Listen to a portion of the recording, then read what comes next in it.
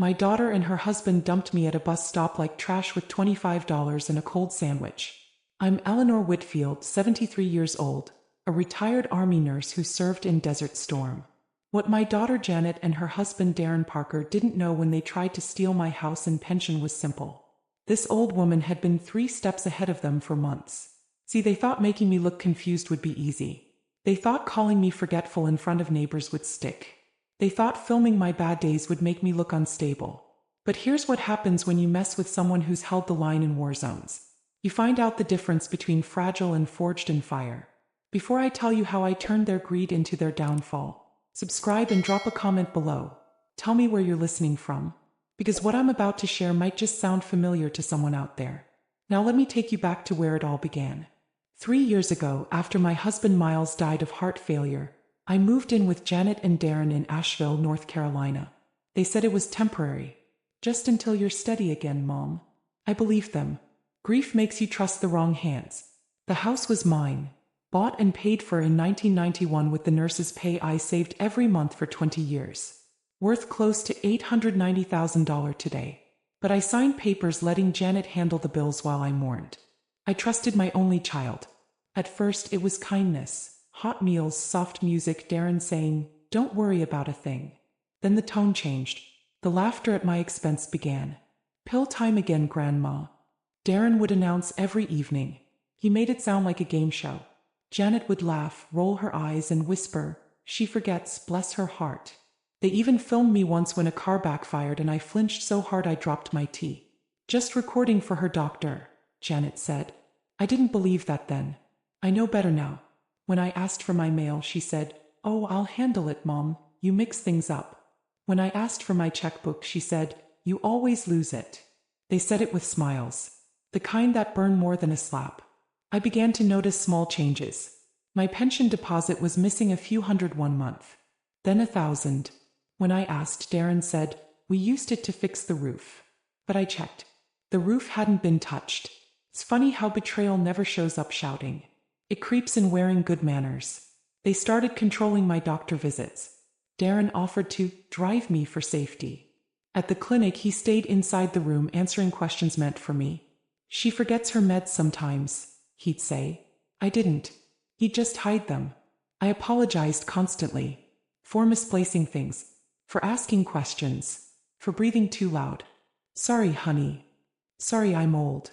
Until one night I looked at myself in the hallway mirror and realized I was apologizing for existing. That's when I started keeping a record. Old habits die hard. Nurses document everything. So I did. Every cruel laugh. Every missing dollar. Every fake concerned remark. All saved on a cheap flip phone Janet thought was just a backup. It was more than that. It was my lifeline. Darren liked to boast when he thought I was asleep. "Guardianship's the clean way, babe," he told Janet. "She's got a federal pension that's guaranteed money. We get her declared unfit, we control it all." I hit record. He thought old meant helpless. He forgot old also means patient. The following week, I overheard Janet on a call. "Yes, Dr. Keller, we just need an evaluation form saying she can't manage her affairs." Pause. Then her soft fake laugh. "Oh no, she's fine, she just forgets things sometimes." I wrote down the date, time, and her exact words. They made me eat after they were done. Paper plates for me, china for them. I sat at the kitchen table listening to them plan vacations with my money. "Once the transfer's through, we can refinish the kitchen," Darren said. I stared at my plate. That kitchen was mine. Every tile, every dent in the counter was a memory. And they were discussing it like a property listing. I wanted to yell, but I didn't. You don't yell at storms, you measure the wind. For 3 months I stayed quiet. Let them think they were winning. Let them grow careless. Let them spend my money on brand new toys they wouldn't get to keep. Meanwhile, I met with Judge Caroline Brooks, an old friend from my military days. I told her everything. Showed her the voice recordings, the notes, the bank slips. She didn't flinch. "Eleanor," she said, "what they're doing isn't just wrong, it's criminal. But you can't fight mud with mud. You fight it with sunlight." We made a plan. Patience. Evidence. Exposure. I'd let them set their own trap. And when the time was right, I'd pull back the curtain. Not in court, not in whispers, but in front of the same neighbors they fooled with their fake kindness. The first real test came one icy morning in February. Darren stood in the kitchen, arms crossed, phone in hand. "Mom," he said, "you've been confused lately. We think it's time to talk about guardianship." I smiled, reached for my mug, and pressed record. If you've ever had someone call your sanity into question just to steal your peace, you know exactly how this feels. Comment value if you've ever trusted the wrong people, and hit subscribe, because this story is just getting started. They say madness starts small. A misplaced word, a missing bill, a memory retold the wrong way. That's how gaslighting works. It doesn't break you, it dissolves you. Every morning, Janet would start my day with a reminder that didn't feel like help. "Did you take your blood pressure pill, Mom?" "Yes." "Are you sure?" "Because I didn't hear the bottle open." She'd smile, pat my shoulder, and whisper, "It's okay, we all forget." Forget. That word became my name. They started locking the mailbox. Said it was for my safety. Scammers target old folks. The only person stealing from me was living under my roof. That February, the snow melted just enough to show what had been buried. I found the first proof by accident. A letter from the Veterans Affairs office had fallen behind the radiator. When I opened it, the print bled where water had soaked the paper, but the words were clear enough. "Thank you for your guardianship inquiry regarding Mrs. Eleanor Whitfield. Please provide the physician's assessment and supporting documents." Guardianship inquiry. Not power of attorney, guardianship. Someone had asked to control everything I owned. The signature line was typed, "Applicant Janet Parker." My own daughter. I didn't confront her. I'd learned to let snakes slither until they trapped themselves in their own shed skin. Instead, I started copying everything. Letters, texts, receipts. At night, I'd sneak into the laundry room, where Darren kept the shred bin for junk mail. Not junk. My life. Cancelled checks, copies of my pension statement, even old tax forms. They weren't throwing them out, they were erasing my trail. That night, I called Caroline. She answered on the first ring. "Talk to me, Ellie." "They've started the paperwork." I figured they would. "You ready to move?" "Not yet. Let them think I'm slipping." "Dangerous game," she said softly. "So is silence," I answered. Darren's tone grew crueler. He'd walk by when I watched the news and say, "You still understand all that, Mom?" Those big words. Sometimes he'd hide my car keys, then pretend to find them in the freezer. "You must have left them there again," he'd say. He thought humiliation was a form of care. Janet played good cop. "Mom, you're stressed.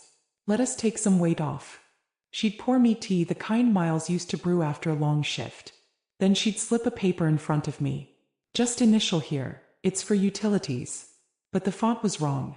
Too much legal language for a water bill. I smiled, signed with my left hand, and wrote the date in Roman numerals. If she ever filed it, any lawyer worth their salt would see the signature didn't match the deed. I wasn't losing my mind. I was losing patience. By March, the whispers had grown into public performance. At St. Luke's Church, where I've attended service for 40 years, Darren approached the pastor after communion. "She's getting a little confused lately," he said gently. "Worried about her safety when we're at work." The pastor placed a hand on my shoulder. "Maybe we can arrange a caretaker, Sister Whitfield." Caretaker. The word hit me harder than any diagnosis. In town it spread like smoke. People looked at me the way you look at a flickering candle, about to go out.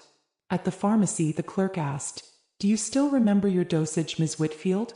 At the grocery store, a cashier offered to call Darren for me when I pulled out cash. I'd spent decades caring for others, but in 3 months, my daughter turned me into a cautionary tale. And yet every story they spun I recorded. Every whisper, every pitying glance, every line meant to make me seem fragile, evidence. Then came the doctor's visit. Janet said she scheduled a routine checkup. We drove to a clinic I'd never seen before. Small rented space in a strip mall. A young man in jeans introduced himself as Dr. Leland Keller. No white coat, no credentials on the wall. He asked strange questions. "What year is it? Who's the president? Do you ever feel unsafe with your family?" When I hesitated, Janet jumped in. "She gets nervous sometimes, forgets the time. She's been misplacing money." I looked at her, my own child, and felt something I never thought I'd feel for family. Pity. "I'm fine," I said softly. "She doesn't mean that," Janet said. Dr. Keller nodded like he already had his answer. He filled a form while I sat in silence. That night, I called Caroline again. She listened as I described the clinic. "That's not a licensed neuropsych office," she said sharply. "Those forms aren't valid without an accredited assessment. But keep them talking. Record everything. Even if it hurts? Especially then." It did hurt. It hurt watching my daughter laugh at dinner like she hadn't just lied about my mind. It hurt watching Darren boast about refinancing the house, once things are settled. It hurt realizing I had raised her to be strong, and she mistook strong for cruel. One evening, I heard them whispering in the hallway. Janet said, "Once we get control, we can move her to Silver Pines. They handle everything." Silver Pines. I whispered to myself later, Googling it on the old desktop in the spare room. A state-run nursing facility 3 hours away. Low ratings. Metal beds. No visitors after 6. They were planning to store me. That's when I stopped being scared. I started planning. I made copies of every file I could find. Printed 2 sets. One hidden in my knitting box. One in Caroline's desk drawer downtown. Then I bought a new micro camera on clearance, shaped like a brooch. If they could film my weakness, I could film their greed. I even found a bit of humor in it. When Darren asked why I was always wearing that old pin, I said, "It reminds me of who I used to be." He laughed. So did I. Just for different reasons. By April, the snow was gone and the masks were slipping. Darren grew impatient. "We need her to sign the POA, Janet. The lawyer's waiting." "She's not ready." "Then make her ready." They didn't know I'd already shared every recording with Caroline. She'd organized them into a neat folder labeled Case 24B Whitfield vs. Parker. We agreed on one thing. They'd move soon. Desperation makes greedy people sloppy. And they were getting sloppy fast. If you've ever had someone you love turn your kindness into a weapon, you know that pain cuts deep. Comment, "I learned something," if you've seen manipulation hiding behind a smile. And subscribe. Thanksgiving was supposed to be about family. But that year it became my battlefield. The house smelled like rosemary and deceit. Janet had set the table for 6. Her in-laws were coming, and she wanted everything perfect. "Let's make it a calm day, Mom," she said sweetly, smoothing the tablecloth. Calm is what predators ask for when they're about to strike. Darren carved the turkey like a man performing for a crowd.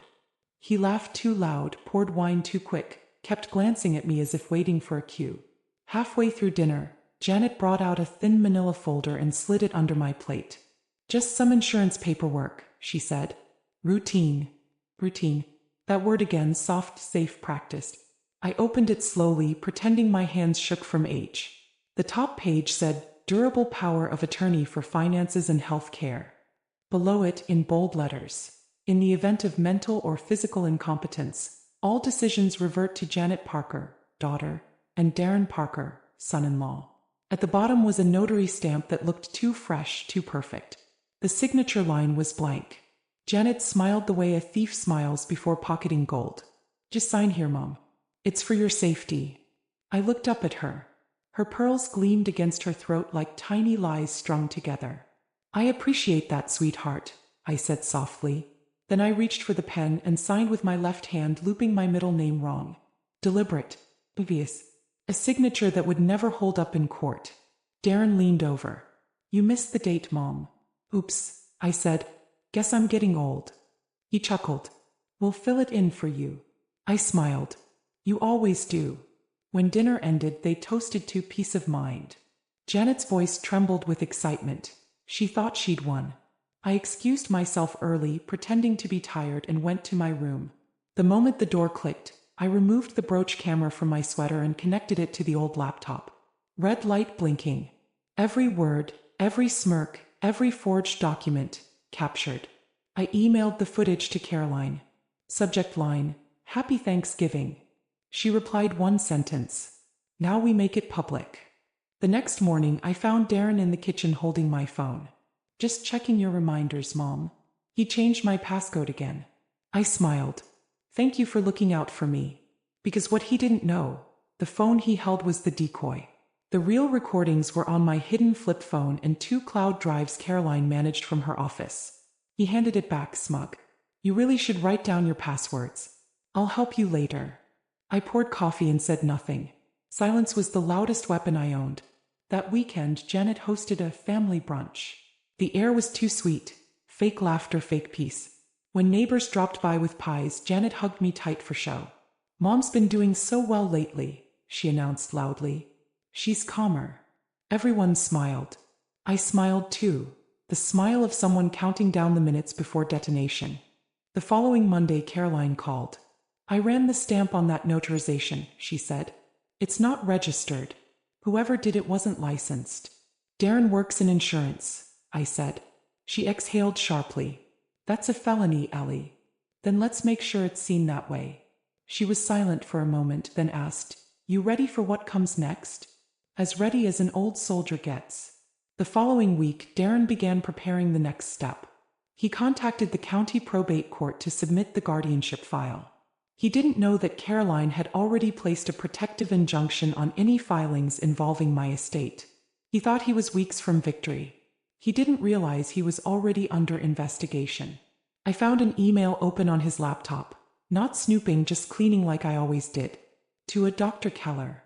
Once the POA is signed, we'll move forward with placement at Silver Pines by mid-January. Placement. That word sent a chill through me deeper than winter. They were planning to move me out of my own house by the new year. I didn't cry. Not that day. That I began phase 2.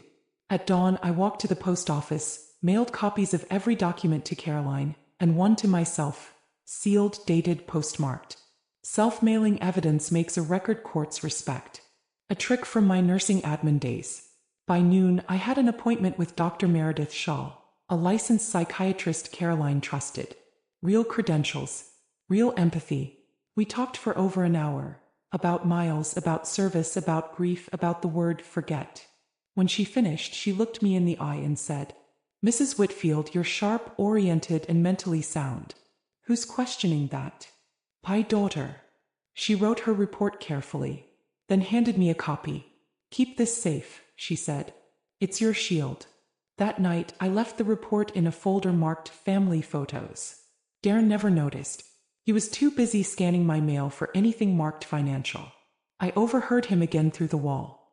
She's been too quiet lately, he said. Janet answered, maybe she's finally accepted it. I smiled to myself in the dark. Yes, darling. I've accepted everything, including how this will end. The first weekend of December, they invited friends over for dinner. A small circle. Neighbors, coworkers, people they needed to keep fooled. Halfway through the meal, Darren clinked his glass. I have an announcement, he said. Janet and I are officially her legal guardians. Applause. Smiles. Wine glasses lifted. I stood slowly, steady as ever. That's wonderful news, I said. You'll be needing to show everyone the document then. He froze. Janet's face drained of color. Oh, Mom, not now. No, dear, I said softly. Now is perfect. Caroline stepped through the doorway. Dressed in gray, badge clipped to her lapel. I'm afraid this dinner's over, she said. Mr. and Mrs. Parker, you've both been served. The table went silent except for the hum of the refrigerator. I sat back down and sipped my tea. Sometimes revenge doesn't roar. Sometimes it sips quietly while justice walks in through the front door. If you've ever been underestimated, told you're too old, too tired, or too quiet to fight back, remember this. Patience is power. Comment yes if you've ever been written off and prove them wrong. And subscribe if you're ready to see what happens when this grandmother takes her fight public. They thought Thanksgiving ended with a forged signature. But what they didn't know was that their victory dinner was my reconnaissance mission. I had every word recorded, every fake smile, every thank you, Mom, every whispered plan to take what wasn't theirs. While they thought I was weak, I was collecting ammunition. Not bullets, not anger, proof. It's strange how evil never thinks it's being watched. They forget old women have patience, and patience makes for excellent surveillance. December rolled in like a quiet enemy. No warning, just frost creeping under the door. Jenna was glowing that month. Not from love, but from greed dressed as peace. She'd started decorating early, humming carols around the house, acting like nothing had happened. But behind every Merry Christmas was a woman waiting for her mother to fade away quietly. Darren, on the other hand, was restless. He'd gotten used to control. He'd talk about our property, our future, our plans for Mom's estate. He even bragged to a friend on the phone. Once the house sells, we'll finally move out of this dump. My house, the dump he lived in rent-free. That week Caroline called. Ellie, she said, are you ready to flip the board? Almost, I replied. They're getting sloppy. Good. That's when the truth hits hardest. We agreed the best moment for the reveal wasn't in a courtroom. Too slow, too quiet. It would be at the Veterans Day ceremony in January, where I was scheduled to receive a community service medal for my years in nursing. A live event, local press coverage, and half of Asheville watching. The perfect battlefield. But before that day, there was one last move I needed them to make. A trap to confirm their intent. A week before Christmas, Janet knocked softly on my door. Mom, we've been thinking. It's probably time we helped you move into Silver Pines. Her voice was sugar. Her eyes were steel. Silver Pines? I asked. The assisted facility, she said quickly.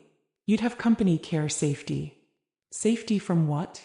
From stress, she answered. You don't need to worry about bills or groceries or… Freedom, I interrupted. Her jaw tightened. This is for your own good. She really believed that. Or at least she needed to. I'll think about it, I said calmly. She smiled. Of course. Darren already reserved a spot for you. Of course he had. Predators always prepare the cage before they tell you to walk in. That night, I placed a small recording device under their bedroom vent. Their room was directly above mine, and every word carried through the thin air ducts. Within minutes, I heard them whispering, Darren, once she's in, I'll handle the listing. Janet, the deed transfer's risky. Caroline's been asking questions. Darren, forget the judge. She's retired, she can't do anything. Janet, what if Mom finds out? Darren laughed. She won't even remember signing it. I pressed record. The device blinked once, a red light pulsing like a heartbeat. Every word now living in digital memory. By morning, I had what I needed, evidence of intent to defraud and conspiracy. I emailed the file to Caroline with one line. Trap set. Awaiting detonation. Christmas came. Fake laughter filled the house, the kind that sounds like clinking glass, hollow and sharp. Darren handed me a present wrapped in gold paper. Inside, a framed photo of the three of us. Merry Christmas, Mom, he said. Janet leaned in and whispered, family first. I smiled. Always. They didn't notice the camera behind the poinsettia recording it all. The perfect closing scene for their story. New Year's Eve arrived. Janet planned a small party, just friends and neighbors. Let's celebrate a new beginning, she said. I nodded. Yes, I said quietly, a new beginning sounds just right. At midnight, while fireworks painted the sky, I stepped outside onto the porch and called Caroline. They're ready, I said. Then we'll move after your award ceremony, she said. Public, undeniable, clean. I looked through the window at my daughter, laughing, champagne glass raised, and felt something heavy shift inside me. Not hate, not revenge, just grief for what she could have been. The days leading up to the ceremony were long and careful. Caroline filed a restraining injunction under seal. The evidence package, signed reports, audio, bank statements, forged documents, went directly to the district attorney. But the public reveal would be mine to deliver. She asked, Are you sure you want to go on stage? Yes, I said. Why? Because lies die fastest in sunlight. She smiled. You always did prefer daylight. The morning of the Veterans Day ceremony, I dressed in my old service blues, medals shining, collar crisp. Miles used to polish those medals before every inspection. Now I did it for him. For every nurse who patched men back together only to come home and get torn apart by family. When Janet saw me, she gasped. Oh, Mom, you look beautiful. Darren added, You'll make us proud. I nodded. I planned to. They didn't realize how literal that promise was. As we drove to the Asheville Civic Center, Darren hummed along to the radio. Janet scrolled through her phone. I sat quietly watching the mountains roll by, tall, ancient, unbothered. Mountains don't argue with storms. They let them pass. And when the air clears, they're still standing. The hall was packed. Veterans, families, news cameras. Caroline was already there, seated near the stage. She caught my eye, gave the smallest nod. Everything was in place. As we took our seats, Janet squeezed my hand. You okay, Mom? I looked at her, my only child, and said softly, I'm perfect. Because at that moment I wasn't scared anymore. I was ready. Ready to turn their whispers into headlines. Ready to let the world see what they'd done. Ready to remind them that a grandmother's silence is never surrender. It's strategy. If you've ever been underestimated, told you're too quiet to fight, too soft to resist, know this. Silence isn't weakness. It's preparation. Comment, ready, if you've ever waited for the right moment to speak. And subscribe to hear what happens next. They thought Veterans Day would be their victory lap. But for me it was Judgment Day. The morning sun hit the Asheville Civic Center like a spotlight. You could smell fresh coffee, hairspray, and a hint of fear, though only I knew where that last scent came from. I arrived early, dressed in my service blues. The medals on my chest, service, valor, compassion, felt heavier than usual. Not because of the medal, but because of the truth they were about to carry. Janet and Darren arrived 20 minutes later, smiling for the cameras. Mom, Janet said, voice syrupy sweet, remember to thank the committee in your speech. I smiled. Don't worry, darling, I said softly. I'll thank everyone who deserves it. The hall was packed with veterans, city officials, and news reporters. Caroline sat near the front row, her notepad balanced neatly on her knee. She looked calm, but I could see the fire in her eyes. We'd spent the past 2 weeks preparing this moment down to the second. 2 weeks of recordings. 2 weeks of notarized affidavits. 2 weeks of waiting for the right audience. When the MC called my name, applause filled the hall. Please welcome retired Army nurse Eleanor Whitfield, honored today for a lifetime of service. I walked to the stage slowly. Age makes every step count. Behind me, Janet dabbed at fake tears. Darren adjusted his tie, ready to wave for the cameras. They thought this moment would cement their story of the devoted daughter caring for her aging mother. They had no idea what I'd packed into my purse. The microphone was taller than I remembered, the lights brighter. I took a deep breath. Thank you, I began. My name is Eleanor Whitfield.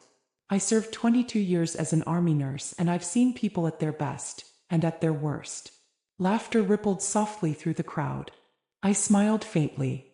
I thought I'd seen enough of betrayal during the war, I continued, but I learned that sometimes the battlefield follows you home. The room grew quiet.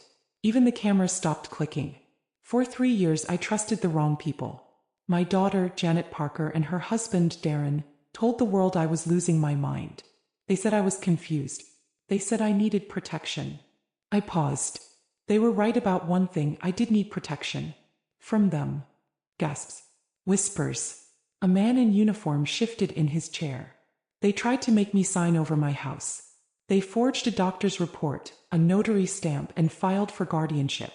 They spent my pension, money I earned caring for wounded soldiers, and planned to send me to a nursing facility called Silver Pines. I reached into my purse and pulled out a small flash drive. This contains every recording, every bank statement, and every forged document. The room was dead silent. Caroline, I said. She stood up, crisp and composed. Retired Judge Caroline Brooks, I said into the microphone. She's been documenting this case for months. And she brought friends. 3 uniformed officers stepped forward from the side entrance. 2 more from the back. Janet turned pale. Darren froze. Ma'am, one officer said, please step aside. I nodded and handed him the flash drive. He connected it to the projector and the speakers crackled to life. Then Darren's voice filled the hall. Once she's in the home, we'll handle the listing. She won't even remember signing. Then Janet's voice. Mom's slipping. The neighbors already believe it. The audience murmured, disbelief turning into outrage. Mrs. Daniels from church stood up, her hands trembling. I knew something was wrong, she whispered. The local reporter began typing furiously. Every camera lens pointed, not at me but at them.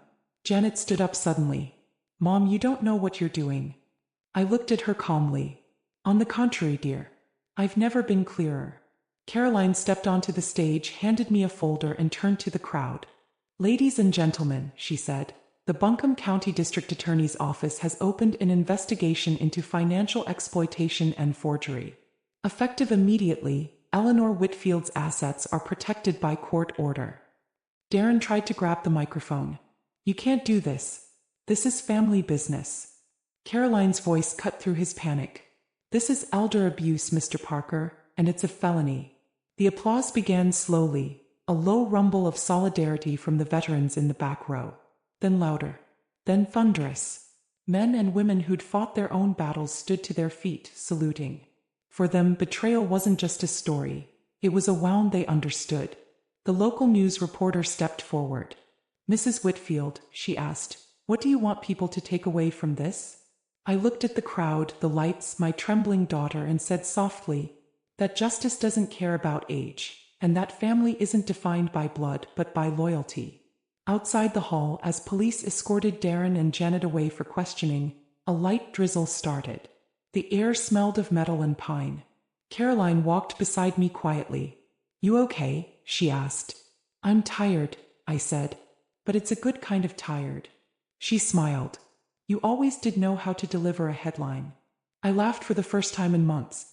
Guess all those years of charting patient records paid off. I've just charted my own freedom. We walked to her car in silence. Behind us, cameras still flashed, reporters still shouted, and somewhere in that crowd someone whispered, that woman's a hero. I wasn't. I was just a grandmother who refused to disappear. If you've ever felt silenced by family, remember, truth has a longer lifespan than lies. Comment justice if you believe silence can be power, and hit subscribe, because now you'll see what happens when the cameras fade, the courtroom lights turn on, and my betrayers realize freedom doesn't come cheap. The night after the Veterans Day ceremony, I didn't sleep. Not because of guilt that had long been buried, but because the air finally felt light again. For 3 years I'd breathed through lies. Now I could inhale truth without choking. By sunrise, the story was everywhere. Veteran exposes family betrayal live on stage. Daughter and son-in-law under investigation for elder exploitation. My face, tired but proud, was plastered on every Asheville news feed. Caroline texted me a photo of the morning headline and wrote only 2 words. It worked. At 8 a.m. the phone started ringing. Reporters, neighbors, even people I hadn't seen in years. Most calls started the same. Eleanor, we had no idea. Of course they didn't. Betrayal loves quiet rooms. By noon, the Asheville police issued a statement. Janet Parker and Darren Parker are under criminal investigation for elder abuse, financial fraud, and forgery. It didn't say alleged. Caroline had made sure of that. The evidence was overwhelming. The next 48 hours were a blur of consequences. The bank called first.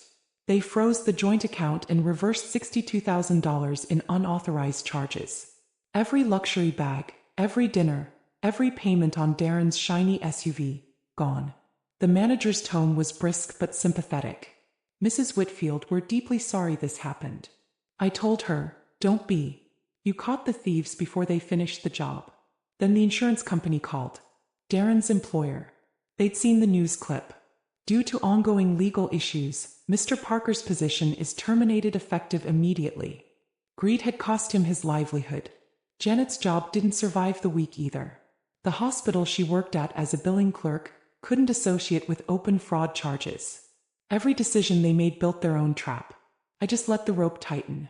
By Friday, Asheville wasn't whispering anymore. The same neighbors who once believed I was losing it were now knocking on my door with casseroles and apologies. Mrs. Collins, from across the street, looked close to tears. We thought you were safe with them, Eleanor. I smiled gently. You see what you're told until you see what's true. She nodded. That husband of hers always gave me the creeps.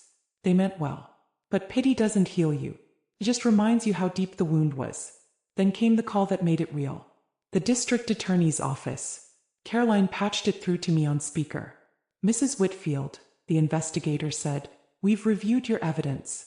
We're filing 4 counts: elder abuse, financial exploitation, forgery, and perjury. How long could they face? I asked. 2 to 5 years each.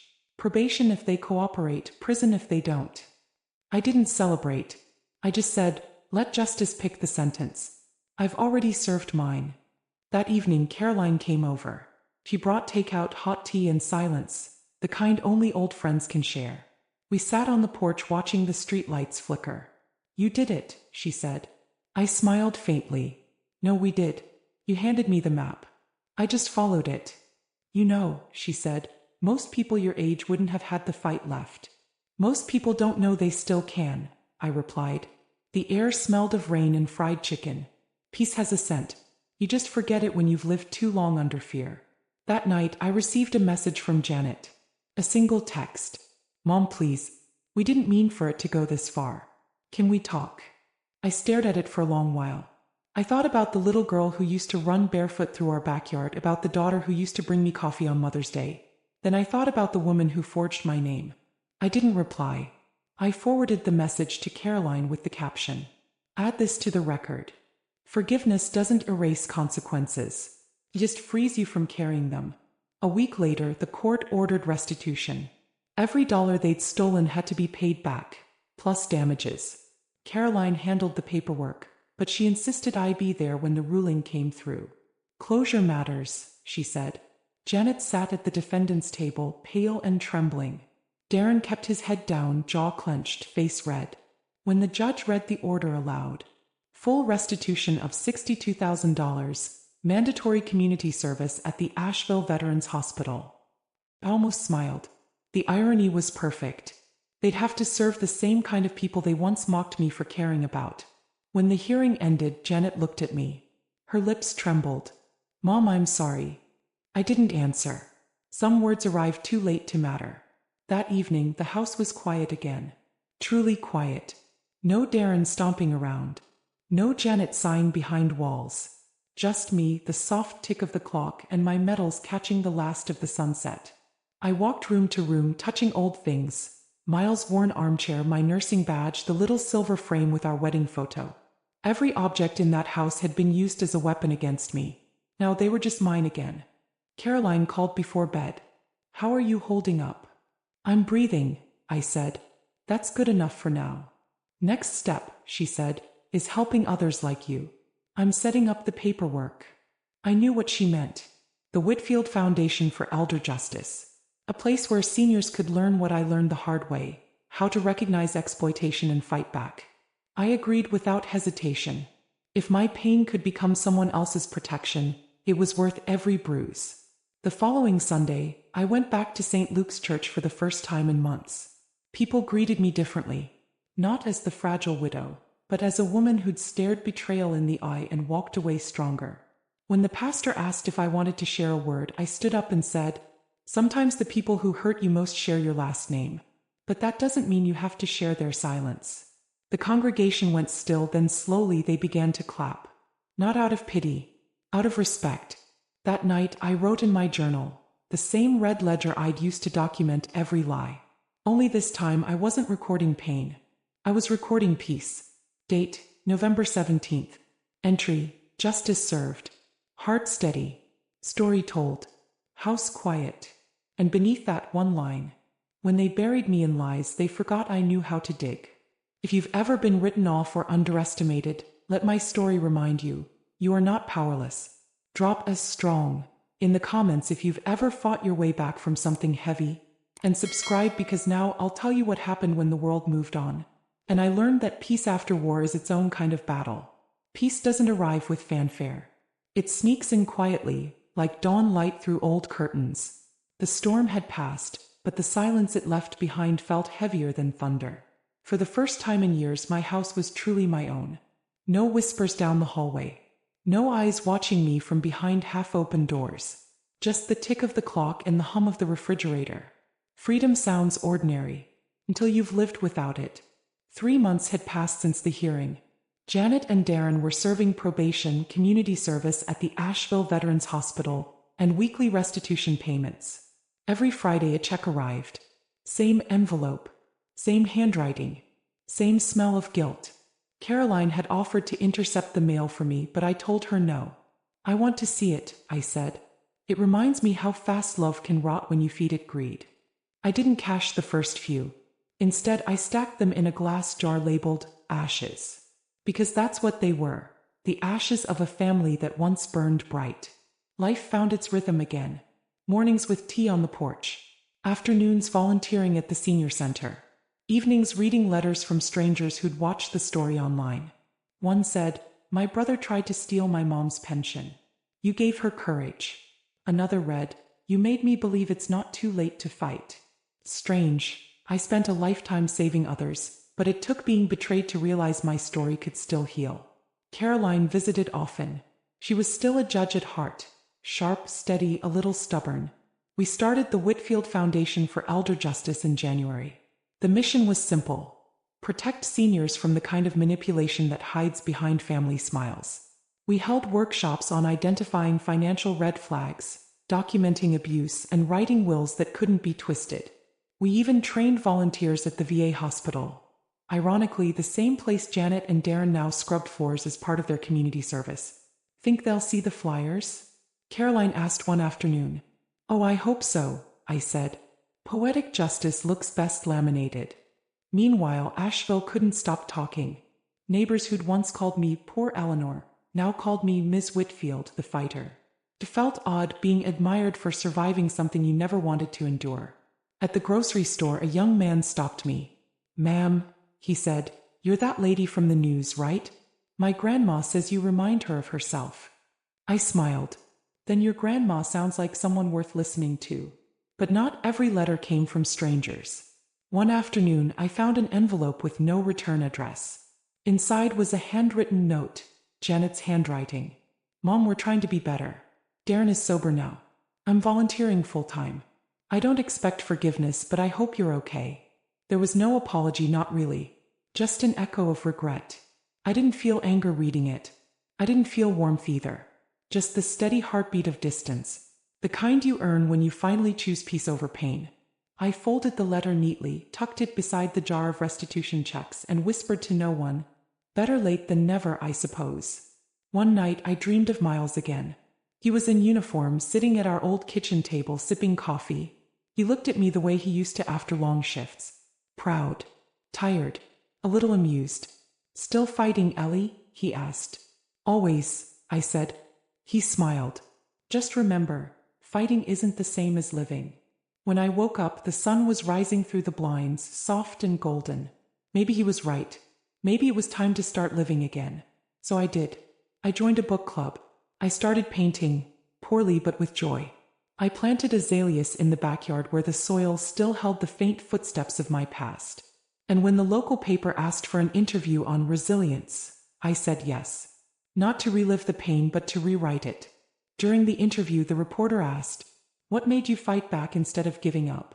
I thought about that bus stop, the trash bag, the $25, the long walk back to myself, and I said, because no one gets to decide when I stop mattering. She looked at me with tears in her eyes and whispered, I hope I'm that brave at your age. I smiled. Bravery's not age-bound, dear. It's just remembering you still have a voice. The foundation grew faster than I expected. People started sending donations. Small checks, handmade cards, sometimes even handwritten stories from other survivors. We hired 2 part-time advocates. And every month I sat with new victims of manipulation and said the same thing Caroline once told me. You can't fight mud with mud. You fight it with sunlight. Each time I said it, it felt like healing. The last time I saw Janet and Darren was at the hospital. I'd gone to deliver thank you baskets for the staff, not knowing they'd be cleaning that same hallway. Darren looked thinner. Older. Humbled. Janet froze when she saw me. Mom, she whispered. I nodded politely. Keep working, I said. She nodded, tears filling her eyes. It wasn't forgiveness, but it was something close. Closure. I walked away without looking back. Not out of pride, but peace. Because forgiveness isn't for them. It's the oxygen I needed to breathe again. That night, I wrote my final entry in the red ledger. Justice is not revenge. It's restoration. My house is full. My heart is steady. My story mine again. Then I closed it, slid it beside the jar of ashes, and blew out the candle. If you've ever built peace from broken pieces, you know it's not easy, but it's worth it. Comment peace if you've ever rebuilt after betrayal, and subscribe. Because now I'll tell you how life began again. The love that found me, the family I chose, and how sometimes the best revenge isn't justice, it's joy. When the storm of betrayal finally passes, what's left behind isn't emptiness. It's quiet. And quiet is where life starts again. 3 years ago, I thought my story ended with a betrayal. Now I know it truly began there. Winter melted into spring and Asheville turned green again. That deep, forgiving green that makes you believe healing is possible. I spent most mornings on the porch, wrapped in a knitted shawl, sipping tea while the world slowly came back to life. For once, the peace didn't feel borrowed. It felt earned. The Whitfield Foundation for Elder Justice had grown beyond anything Caroline or I imagined. We'd helped over 60 seniors reclaim stolen savings, reconnect with estranged families, or simply be heard. We even got invited to a local talk show.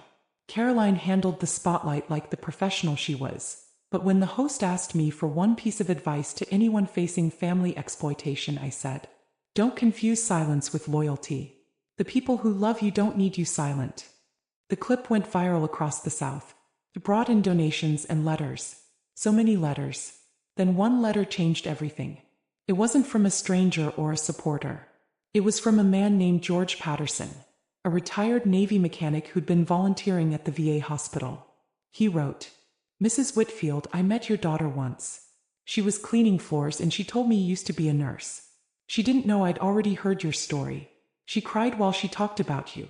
Said you were the strongest woman she ever knew. I thought you should know that." I read that letter 3 times. Not because I was ready to forgive, but because for the first time someone saw my daughter not as a thief, but as a woman who finally understood loss. It didn't erase what she'd done, but it made the air a little easier to breathe. George started writing more. Little notes. About his garden, about volunteering, about the stubborn tomato plants that wouldn't grow straight. Eventually he stopped writing and started visiting. Always polite. Always on time. Always bringing something small. A book, a jar of honey, a story. One afternoon he asked, "You ever think about starting fresh, Mrs. Whitfield?" I laughed softly. "At my age." He smiled. "Especially at your age. You've earned the right to enjoy the sunrise, not just survive it." That was the moment I realized survival had been my language for too long. Maybe it was time to learn joy again. By summer we were inseparable. 2 people who'd both lost too much but still had the courage to laugh. We took small trips. The Blue Ridge Parkway, antique fairs, diners that still played 60s music. Everywhere we went, someone recognized me. They'd whisper, "That's the woman who fought back." George always squeezed my hand when he heard it. He'd whisper, "That's the woman who lived." Janet sent me another letter in July. This time it came with a photo. She and Darren had finished their community service. They were volunteering with veterans full-time now. At the bottom she'd written, "You don't have to forgive us, Mom. Just know we're trying to be people you wouldn't be ashamed of." I placed the photo on my shelf beside Miles' medals. Not as an act of reconciliation but remembrance. Because some endings don't need to be rewritten, just understood. By fall, the foundation held its first Veterans and Family Healing Banquet. Caroline gave a moving speech ending with, "It all started with one woman who refused to be erased." They handed me a plaque, crystal, heavy, gleaming, that read, "To Eleanor Whitfield for turning pain into protection." The audience stood. Applause echoed through the hall. I looked at Caroline, at George, at the sea of faces, and felt something rare, contentment. I whispered to myself, "Era over, Ellie. You won the quiet kind of war." That night George drove me home. The moon followed us all the way down Maple Avenue. He parked, turned to me and said, "You know, Marines have their code. But we Navy folks, we believe in smooth sailing after rough seas." I laughed. "Then I suppose I've earned calm waters." He nodded. "You have, Eleanor. You really have." The next morning I woke before sunrise. The sky was still bruised with night, but a pale ribbon of gold stretched across the mountains. Birdsong filled the air, soft, brave, forgiving. I thought about every version of myself. The nurse, the wife, the mother, the widow, the survivor. And I realized none of them were gone. They just evolved. I brewed 2 cups of coffee. One for me, one for Miles. And as the sun climbed over Asheville, I whispered, "We made it, love. We finally made it." Now, when people ask what my story is about, I tell them it's not about revenge. It's about recovery. Not about hate, but healing. Not about blood, but belonging. And when they ask if I ever forgave Janet, I say, I stopped waiting for apologies the day I chose peace. Forgiveness was just the side effect. If you've made it this far, thank you for walking this road with me. And remember, if someone's trying to silence your story, that means it's powerful enough to scare them. Comment yoy if you believe peace is the loudest revenge, and subscribe for more stories like this. Real stories of betrayal, courage, and quiet justice told by a grandmother who's seen both war and peace. Because this isn't just my ending. It's proof that you can survive betrayal and still wake up to a sunrise that's yours.